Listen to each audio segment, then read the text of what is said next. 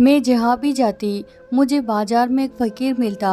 मैं उसको 10 का नोट देती तो वह कहता, बेटा तुम्हारी माँ मुर्दा बेटा जन्म देगी। मैं उसकी बात को नज़रअंदाज कर देती। एक रोज़ भरे बाजार में वह फ़कीर चिल्लाकर बोला, तेरी माँ 1 महीने बाद मुर्दा बेटा जन्म देगी। यह सुनकर मुझे बहुत गुस्सा आया और मैंने फ़कीर को थप्पड़ मार कर कहा, पागल हो तुम, मेरी माँ तो 10 साल पहले ही मर चुकी है। फ़कीर रोता हुआ चला गया। ठीक 1 महीने बाद कॉल आई कि आप जल्दी अस्पताल आ जाए, आपका मुर्दा भाई पैदा हुआ है। मैं हैरानगी से अस्पताल पहुंची तो नर्स ने मुझे मुर्दा थमा दिया। जब मैं कमरे में गई तो मेरी आत्मा कांप गई थी। वहाँ तो वही फ़कीर। मेरे पापा देश से बाहर रहते थे। मैं अपनी सहेली के साथ दिल्ली में रहती थी। सब कुछ सही चल रहा था, लेकिन अब मेरे साथ बड़े ही अजीबोगरीब हादसे होने लगे थे। मैं जब बाहर निकलती तो यूँ लगता है जैसे कोई मुझ पर नज़र रखे हुए है, लेकिन जब मुड़कर देखती तो पीछे कोई नहीं होता। मैं अजीब उलझन में फंस चुकी थी। मेरी अच्छी नौकरी लगी हुई थी। पापा भी हर महीने अच्छी खासी रकम मुझे भेज दिया करते थे। मैं आज़ाद परिंदे की तरह अपनी ज़िंदगी गुजार रही थी, लेकिन अब यूँ लगता कोई मेरा पीछा कर रहा है, लेकिन मेरी हर कोशिश नाकाम हो जाती और पता ही ना लगता आखिर वह कौन है जो खुफिया तौर पर मुझ पर नज़र रखे हुए है। मैंने यह बात अपने दोस्त प्रिया को भी बताई थी कि यार मुझे ऐसा लगता है कि कोई मेरा पीछा करता है, लेकिन कौन है यह पता नहीं चल रहा। जब भी देखती हूँ वहाँ कोई मौजूद ही नहीं होता। मैंने कहा तो मेरी दोस्त प्रिया हंस दी, यार तू भी ना बेकार में वहम पाला मत कर, तुझे भला कौन फॉलो करेगा। उसने मेरी बात सुनने के बजाय हंसते हुए मेरा वहम समझकर मुझे टाल दिया। मैं भी इस बात को कुछ ज़्यादा ही सोच रही थी, इसीलिए अपने दिमाग से इस बात को निकाल दिया। अगले दिन मैं घर से थोड़ी दूर पर ही मुझे एक गरीब फ़कीर मिला, जिसके कपड़े फटे हुए थे, चेहरे पर गरीबी साफ जाहिर थी। यह सब तो हमारे देश में बहुत आम था। यह लोग हाथ पैर सलामत होने पर भी काम के बजाय मांगने को ज़्यादा अहमियत देते थे, और अगर कोई कुछ समझाने की कोशिश करे तो अजीब ही तरह का बर्ताव करने लगते थे। मैंने भी ज़्यादा गौर नहीं किया और ना ही कुछ ऐसा कहा, बल्कि अपनी जेब से बटुआ निकाला और 10 रुपए का नोट निकालकर उस फकीर को दे दिया। नोट देखते ही उस फकीर के चेहरे के हाव भाव बदले थे, जैसे उसे इतने कम पैसों की उम्मीद ना हो, लेकिन उसके बावजूद वह चेहरे पर मुस्कान सजाए हुए था और मुझे देखने लगा। लेकिन मुझे उसकी आंखों की चमक बहुत ही अजीब लगी थी। मैं अभी आगे बढ़ने के बारे में सोच ही रही थी कि वह मेरे और करीब हुआ। बोला, लड़की तेरी माँ 1 महीने के बाद मुर्दा बेटा जन्म देगी। यह कहते ही वह मेरी तरफ अजीब सी मुस्कुराहट लिए देखते हुए वहाँ से चला गया। लेकिन उसकी बात सुनकर तो मेरे पैरों तले से ज़मीन ही निकल गई थी, क्योंकि मेरी माँ को मरे हुए 10 साल हो चुके थे। तो वह फ़कीर क्या कह गया था? ऐसा कैसे मुमकिन हो सकता है? यह तो नामुमकिन सी बात थी। मुझे उसकी बात का कोई सर पैर नज़र नहीं आ रहा था। पहले जो मैं हैरान हुई थी, अब सोच सोच कर गुस्से से मेरा दिमाग पागल होने के करीब था, क्योंकि वह फ़कीर जाने अनजाने में मेरी मरी हुई माँ पर इल्ज़ाम लगा गया था। क्या पता वह दिमागी मरीज हो, इसीलिए उसने यह सब कहा हो। मैंने खुद को समझाते हुए अपने दिमाग से हर ख्याल को झटका था और आगे की तरफ चल पड़ी। लेकिन फिर पूरा दिन ना चाहने के बावजूद भी उसी फ़कीर के बारे में सोचती रही।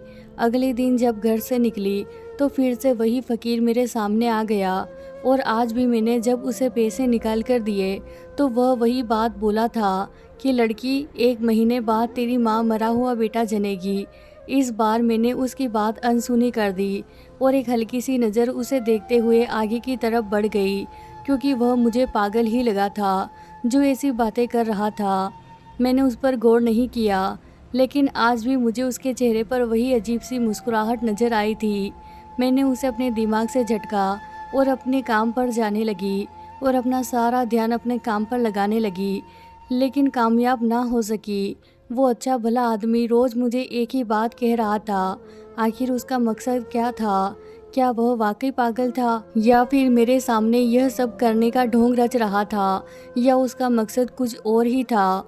लेकिन एक फ़कीर का मुझे यह कहना कि 1 महीने के बाद मेरी माँ मरे हुए बच्चे को जन्म देने वाली है, ऐसी बात कहने के पीछे क्या वजह हो सकती थी?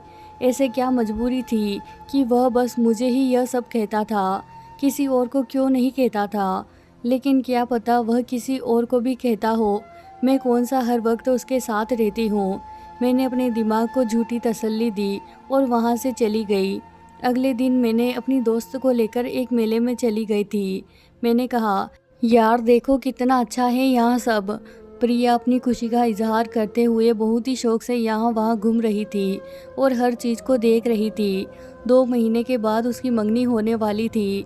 उसका कहना था, शादी से पहले का समय ही घूमने फिरने का समय है, उसके बाद तो तेरे जीजू कहीं आने जाने नहीं देंगे। इन मर्दों के भी अजीब ही नखरे होते हैं। मैं उसकी खुशी देखकर जहाँ खुश हो रही थी, लेकिन उसकी बात सुनकर कहने लगी, बस कर दे यार, तूने तो सारे मर्दों को ही एक ही पालने में तोलना शुरू कर दिया है। वह तेरी बचपन की मोहब्बत है, इसीलिए तेरे मिजाज का है और फिर तेरा देखा भाला करता है।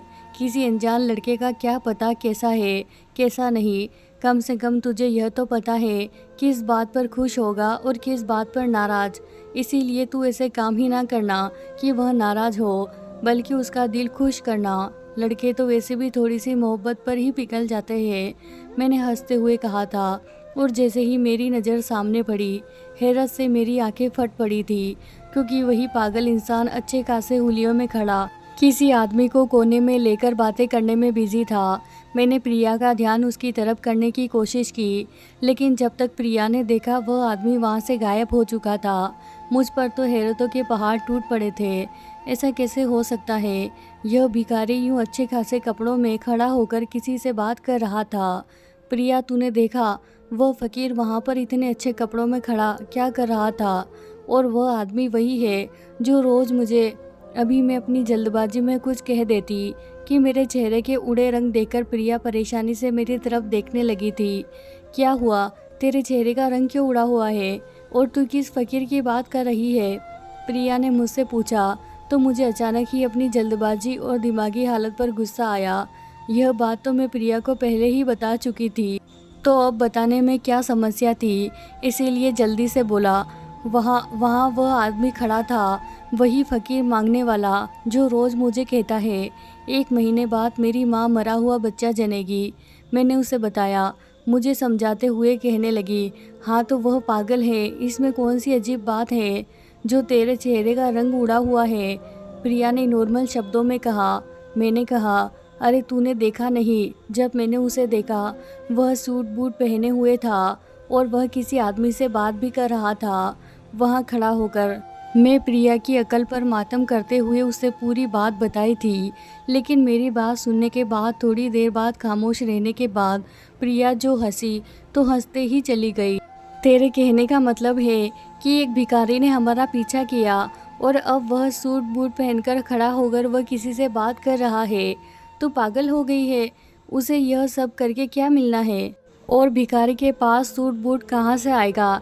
इसका मतलब असल में ना तूने इस फ़कीर को सोच सोच कर उस फ़कीर को अपने दिमाग पर इतना हावी कर लिया है कि तुझे हर आदमी में इस फ़कीर का चेहरा ही नज़र आता है। यह सब तेरा वहम है। मुझे तेरी तबीयत सही नहीं लग रही, चल हम घर चलते हैं। उसने इन सब बातों को मेरे दिमाग का फितूर समझकर मुझे इस समय घर चलने के लिए कहा। वह मुझे घर लेकर आ गई। मुझे आराम करने का कहते हुए वो दूसरे बेड पर चली गई। हम लोगों ने एक ही फ्लैट किराए पर लिया हुआ था, जिसमें एक ही कमरा, एक ड्राइंग रूम था, साथ एक छोटा सा किचन भी था। जब मैं नौकरी की थी तो प्रिया भी इस ऑफिस में काम करती थी। उसके माँ बाप दूसरे शहर में रहते थे, लेकिन वह नौकरी के सिलसिले में दिल्ली में रहती थी। उसे रहने की प्रॉब्लम थी। रहने की प्रॉब्लम तो मुझे भी थी। पापा का बिजनेस दूसरे शहर में था, इसीलिए वह दूसरे देश में रहते थे और मैं यहाँ अकेली थी। पापा मुझे कहते थे कि तुम भी मेरे साथ चलो, लेकिन मैंने मना कर दिया था और मैं यही नौकरी कर ली। मेरी और प्रिया की एक ही प्रॉब्लम थी और वह था रहने का ठिकाना। हम दोनों के बीच अच्छी दोस्ती बनने लगी थी, इसीलिए हम दोनों ने मिलकर यह एक छोटा सा फ्लैट ले लिया था, जिसमें हम दोनों मिलकर रहते थे। हमें किसी भी तरह की कोई समस्या नहीं थी। हम एक दूसरे का सहारा बने हुए थे। मैं सो गई, लेकिन नींद में भी मुझे उसी फ़कीर का भयानक सपना आया था। वह एक बहुत ही अजीब शक्ल वाला बच्चा लेकर मेरी तरफ बढ़ रहा था। मैं उससे डरती हुई भाग रही थी और वह फ़कीर मेरी बेबसी देखकर कहने लगा, उसी वक्त सब कुछ बदल गया था। अब बच्चा मेरी माँ के हाथ में था और वह चिल्ला चिल्ला कर कह रही थी, यह तेरा भाई है, इसका कातिल तू है। मैं अचानक से चीख मारकर उठी थी। मेरी आवाज़ सुनकर मेरी दोस्त प्रिया भी जल्दी से मेरे बेड पर आई थी। उसने पानी का गिलास मुझे पकड़ाया। मैं बदहवासी में एक ही सांस में पूरा गिलास ख़त्म कर दिया। प्रिया ने मुझे बहुत ही हैरत से देखा। मैंने कहा, प्रिया, मैंने बहुत ही भयानक सपना देखा है। वही फ़कीर आया था मुर्दा बच्चा लेकर, फिर मेरी माँ भी आई थी। वह मुझे उस बच्चे का कातिल कह रही थी, लेकिन मैंने कोई कत्ल नहीं किया और मेरी माँ तो मर चुकी है। यह सब कैसे हो सकता है? प्रिया, मैं पागल हो जाऊंगी। प्रिया ने अपने बालों को मुट्ठियों में भरते हुए कहा था, तू आराम कर। असल में तूने उस फ़कीर के बारे में बार बार सोचकर अपनी तबीयत ख़राब कर ली है, जिसकी वजह से तुझे बुरे बुरे सपने आ रहे हैं। तो सो जा, मैं तेरे पास ही लेटी हुई हूँ। उसने मुझे दिलासा दिया। मैं एक बार फिर वही सब कुछ सोचते हुए नींद की वादियों में उतर चुकी थी। लेकिन अगले दिन मेरा पूरा शरीर तेज़ बुखार से तप रहा था और इस वक्त मेरी ज़बान पर बस मेरी माँ का नाम जारी था। इस मुश्किल समय में प्रिया ने मेरा बहुत ख्याल रखा। डॉक्टर के पास लेकर आई तो उसने भी यही कहा था कि मैं किसी बात की बहुत टेंशन ली हूँ, जिसकी वजह से मुझे बहुत ही दिमागी दबाव पड़ा है और बुखार हो गया है। प्रिया ने मेरे सर पर ठंडी पट्टियाँ रखी। शाम तक मैं कुछ बेहतर महसूस कर रही थी। अगले दिन तक मैं एक बार फिर से बिल्कुल ठीक हो चुकी थी। मैं घर से निकली और ऑफिस जाकर अपने काम को पूरा करने लगी। अब मैंने उस फ़कीर को अपने दिमाग से बिल्कुल निकाल दिया था। छुट्टी का समय हुआ तो मैंने बाज़ार का रुख किया। मुझे अपने लिए कुछ ख़रीदारी करनी थी। मैंने जाते ही अपने लिए बहुत ख़रीदारी की। तब मुझे यूँ लगा जैसे कोई मेरा पीछा कर रहा हो, लेकिन मुड़कर देखा तो वहाँ पर कोई भी नहीं था। मैंने सारी ख़रीदारी करी तो भूख की वजह से मैं वहीं पर कुछ खाने के इरादे से आगे बढ़ी तो बाजार के बीचों बीच मुझे प्रिया भी मिल गई। अभी हम बैठकर खाना ही खा रहे थे कि वहाँ पर भी मुझे वही फ़कीर नज़र आ गया। मैं इस बार अपने बटुए से 100 का नोट निकाल कर उसे दिया तो मेरी देखा देखी प्रिया ने भी उसे 100 का नोट पकड़ा दिया और कहा, दुआ करना मेरा होने वाला पति मुझसे खूब प्यार करे और हमारी शादीशुदा ज़िंदगी बहुत ही प्यार के साथ गुजरे। फ़कीर ने उसे दुआ दी और वहीं पर भरे बाजार के बीचों बीच चिल्लाकर बोला, लेकिन इसकी माँ 1 महीने के बाद मरे हुए बच्चे को पैदा करेगी। इतनी भारी भीड़ में उसकी ज़बान से अपनी माँ के लिए ऐसे शब्द सुनकर मुझे गुस्सा आ गया और मैंने खींचकर उसके मुंह पर थप्पड़ दे मारा। मैंने कहा, अपनी बकवास बंद कर। मेरी माँ को मरे हुए 10 साल हो चुके हैं और तू मेरी मरी हुई माँ के लिए ऐसे शब्द इस्तेमाल कर रहा है। मैंने उसे एक ज़ोरदार थप्पड़ झड़ दिया तो मेरे दोस्त और बाकी के लोगों ने आकर हमारे बीच बचाव किया था। मैं गुस्से की हालत में जल्दी से वहाँ से निकल चुकी थी। मेरा बस नहीं चल रहा था कि वह आदमी मेरे सामने आ जाता तो मैं उसका कत्ल कर देती। मैं सीधा अपने घर आई थी। अपनी माँ की तस्वीर के सामने खड़े होकर मैं बिलख बिलख कर रो रही थी। मैं अपनी माँ से बहुत प्यार करती थी और वह आदमी मेरे माँ के लिए ऐसे गलत शब्द इस्तेमाल करता तो मेरा खून खौल उठा था। लेकिन मैं बेबस थी, मैं क्या कर सकती थी। इसीलिए आज बहुत गुस्से की हालत में मेरा हाथ उस फ़कीर पर उठ गया था। लेकिन वह आदमी भी बहुत अजीब था। कभी फटे कपड़ों में भीख मांगता तो कभी सूट बूट में खड़ा बातें कर रहा होता था। आखिर इसका मुझे मेरी माँ के बारे में ऐसी बातें करने के पीछे मकसद क्या था? वह मुझसे क्या चाहता था? क्या उसे पैसों की ज़रूरत थी जिसकी वजह से वह झूठ बोल रहा था, या फिर बात कोई और थी? इस हादसे के बाद 4 दिन तक वह आदमी मुझे नज़र नहीं आया था। मैं भी उसे भूलकर अपनी ज़िंदगी में बिजी हो चुकी थी। लेकिन ठीक 2 हफ्ते बाद वह एक दिन फिर मेरे सामने आकर खड़ा हो गया और बोला, कल तेरी माँ एक मरे हुए बच्चे को जन्म देगी। वह काफ़ी घबराया हुआ था। उसने अपना चेहरा एक कपड़े से ढका हुआ था और लगातार यहाँ वहाँ देखकर मुझे यह बात बता रहा था जैसे उसे किसी का डर सता रहा हो। मुझे उसकी बात पर गुस्सा तो बहुत आया था, लेकिन अब मैंने उसकी हालत पर गौर किया तो वह बहुत ही बुरी हालत में था। होंठ सूखे हुए थे, जैसे कुछ खाया पिया ना हो। इससे पहले मैं उसे कहती कि उसने न जाने क्या देख लिया कि मुझे मेरा नंबर मांगने लगा। उसका चेहरा डर के मारे सफ़ेद पड़ चुका था। उसके बाद वह आदमी जल्दी से वहाँ से भाग गया था। मैंने अपने आसपास नज़रें दौड़ाई तो मुझे ऐसा कुछ नहीं मिला कि मैं शक करती। उसको ऐसी हालत में देखकर मैं इस कदर बदहवास हुई थी कि जब घबराकर नंबर मांगने लगा तो मैंने उसे अपना नंबर दे दिया था। लेकिन अब मुझे अपनी जल्दबाजी पर गुस्सा आ रहा था। आखिर मैंने उसे नंबर दिया ही क्यों? लेकिन नंबर लेकर क्या करता? खैर, मैं इन सारी बातों को दिमाग से झटका और घर आ गई। खाना खाने के बाद मैं कुछ देर के लिए सो गई थी। शाम को उठी तो घर का कुछ ज़रूरी सामान लाना था। वही लेने के इरादे से मैं मार्केट चली आई थी। अभी मैं कुछ सामान खरीद रही थी कि तभी मेरी नज़र रिक्शे पर बैठी एक औरत पर पड़ी थी। उसे देखकर मैं उसे देखती ही रह गई। वह तो बिल्कुल मेरी माँ के जैसी थी। जो औरत रिक्शे पर बैठी हुई थी उसके चेहरे पर उम्र के आसार नज़र आने लगे थे। चेहरा कुछ मुरझाया हुआ था, लेकिन शायद वह प्रेग्नेंट थी। मैं हक्का बक्का सी उसे देख रही थी। वह भला मेरी माँ कैसे हो सकती थी? मेरी माँ तो मेरे 10 साल की उम्र में ही मुझे छोड़कर इस दुनिया से चली गई थी। मैं जल्दी से उस रिक्शे की तरफ बढ़ी थी कि तभी दुकान वाले ने मेरा हाथ पकड़ लिया। कहने लगा, मैडम जी, जो सामान लिया है उसके पैसे तो देकर जाओ। मैं जल्दी से पर्स में से पैसे निकाले और उस आदमी को दिए। उसने खुले पैसे मुझे दिए। इतनी देर में वह रिक्शा पता नहीं किस गली में मुड़ गया था। मैं इधर उधर उसे ढूंढने की बहुत कोशिश की, लेकिन वह रिक्शा वाला मुझे कहीं दिखाई नहीं दिया। अब पता नहीं क्यों मुझे उस फकीर की बात पर विश्वास होने लगा था। क्या सच में वह औरत मेरी माँ थी या बस मेरी आंखों का धोखा था? मैं उलझन का शिकार थी और इसी उलझन में घर वापस आ गई थी। मेरे दिमाग के पर्दे पर मेरी बीती जिंदगी घूमने लगी थी। मैं 10 साल की थी कि तभी मेरे पापा एक दिन रोते हुए घर आए थे। कहने लगे, बेटा, तुम्हारी माँ एक एक्सीडेंट में मर गई है। एक्सीडेंट की वजह से उसका चेहरा बहुत ख़राब हो गया था, यहाँ तक कि उसका पूरा शरीर कुचल गया था। मैंने उसका अंतिम संस्कार कर दिया है। तुम बिन माँ की रह गई हो, मेरी बच्ची। पापा ने मुझे गले लगाकर तसल्ली दी थी। खुद भी रो रहे थे और माँ की मौत की खबर सुनकर मैं भी फूट फूट कर रो रही थी। मेरी माँ मुझे बहुत मोहब्बत करती थी। एक पल के लिए मुझे आंखों से ओझल नहीं होने देती थी।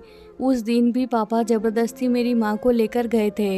हालांकि मेरी माँ जाना नहीं चाहती थी, लेकिन पापा ही उन्हें ज़बरदस्ती यह कहकर लेकर गए थे कि चलो तुम्हें कुछ शॉपिंग करवा दूँ। माँ ने कहा कि मैं अपनी बेटी को साथ लेकर जाऊँगी, लेकिन पापा ने कहा कि रूपाली को यहीं घर पर छोड़ दो, हम जल्दी ही वापस आ जाएंगे। मैं घर पर अकेली रह गई थी और अपने खिलौनों से खेल रही थी कि तभी पापा ने यह दर्दनाक खबर आकर मुझे सुनाई थी। मैं कितने दिनों तक माँ को याद करते रोती रही थी। पापा ने उस समय मुझे बहुत सहारा दिया था, बहुत संभाला था। धीरे धीरे माँ की जुदाई का जो गम था वो हल्का पड़ने लगा था। पापा ने मेरा एक बोर्डिंग स्कूल में एडमिशन करा दिया। वह कभी कभी मुझसे मिलने आया करते थे और जब मैं 18 साल की थी तो पापा विदेश चले गए थे, यह कहकर कि उनका बिजनेस विदेश में ज़्यादा फैला हुआ है तो उन्हें विदेश में रहना है। पापा ने मुझे भी कहा था कि मैं उनके साथ चलूं, लेकिन मैंने मना कर दिया था। पर आज जब मैं अपनी माँ जैसी औरत को रिक्शे पर देखी तो मेरे दिमाग में सैकड़ों सवाल उठने लगे थे।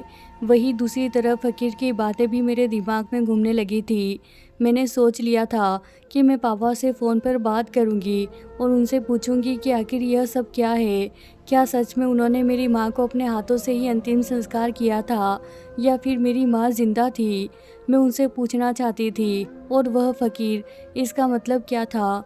क्या वह फ़कीर सही कह रहा था? लेकिन ऐसा कैसे मुमकिन था? पापा तो देश से बाहर थे, तो मेरी माँ प्रेग्नेंट कैसे हो सकती थी? यह सब बातें कैसे सच हो सकती थी? मैं अभी घर पहुँची भी नहीं थी कि वहीं फ़कीर मेरे सामने आया और बोला, देखो, सिटी हॉस्पिटल में तेरी माँ मुर्दा बच्चे को जन्म देने वाली है। वह रोते हुए यही बात कहते हुए वहाँ से जा चुका था। मैं उसके पीछे भागी थी, लेकिन वह मुझे थोड़ी दूर जाकर कहीं नज़र नहीं आया।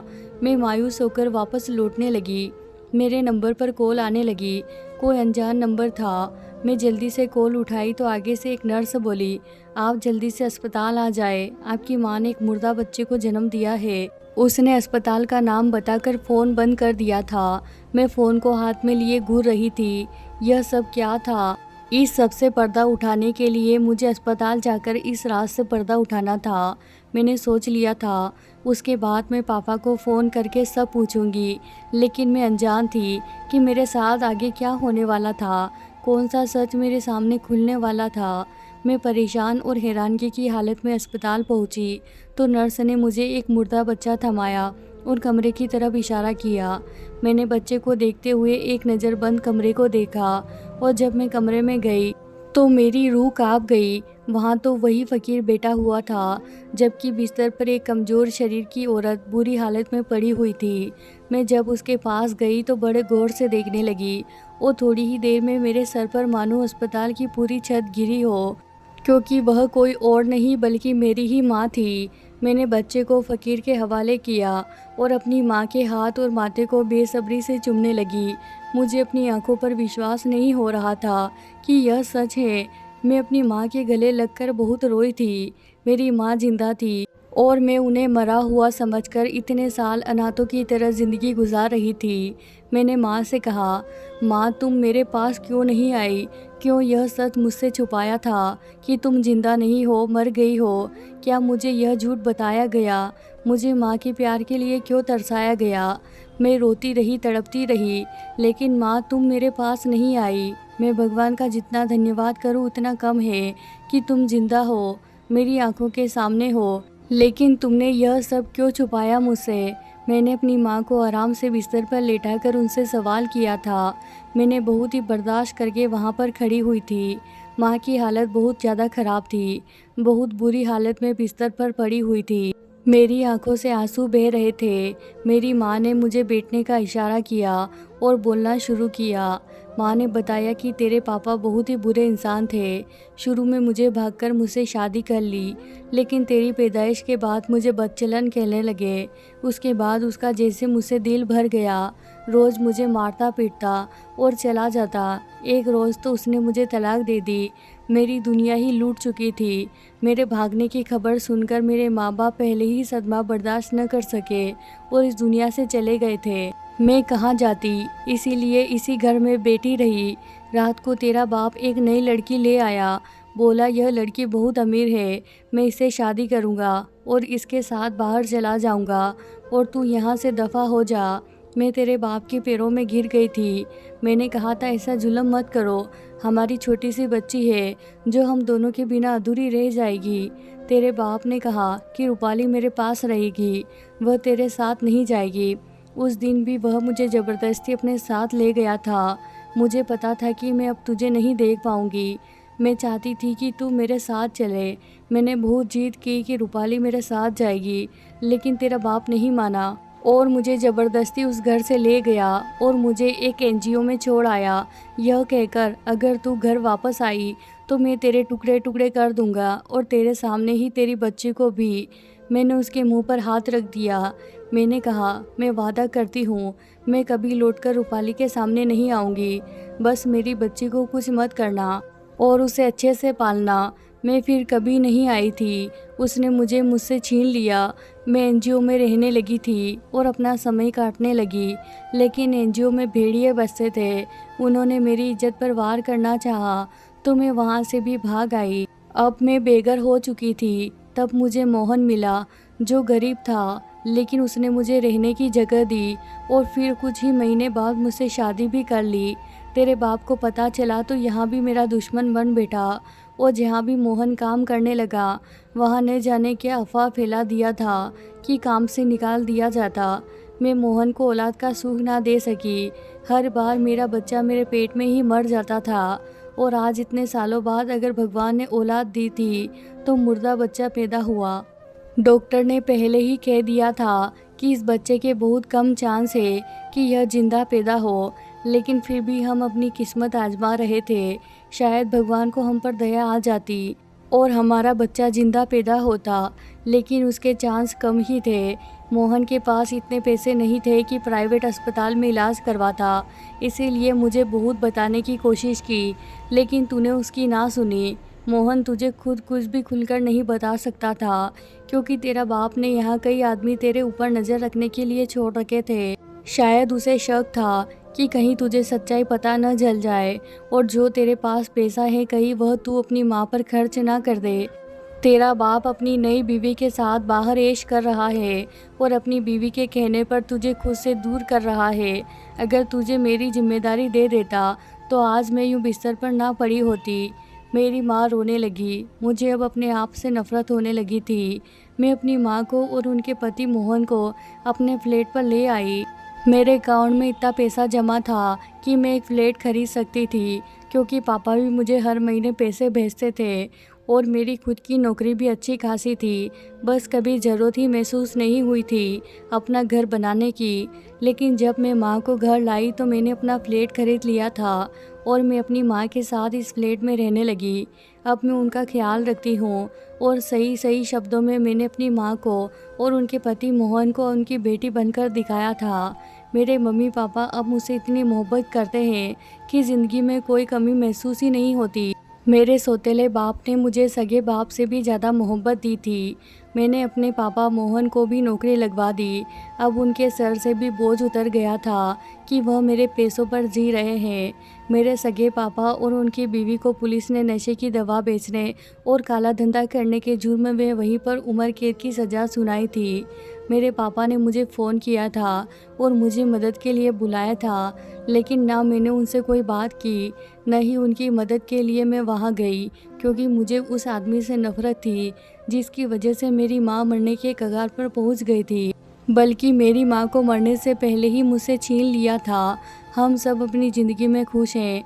तो दोस्तों, ये थी हमारी आज की कहानी। वीडियो पसंद आए तो इसे ज़रूर लाइक कीजिए, और अभी तक आपने हमारे चैनल को सब्सक्राइब नहीं किया है तो कर लें। धन्यवाद दोस्तों।